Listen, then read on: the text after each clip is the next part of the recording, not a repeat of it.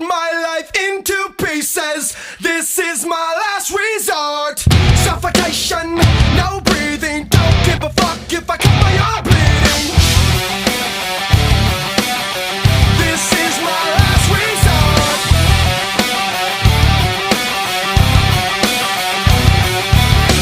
Cut my life into pieces. I reach my last resort. Suffocation, no breathing.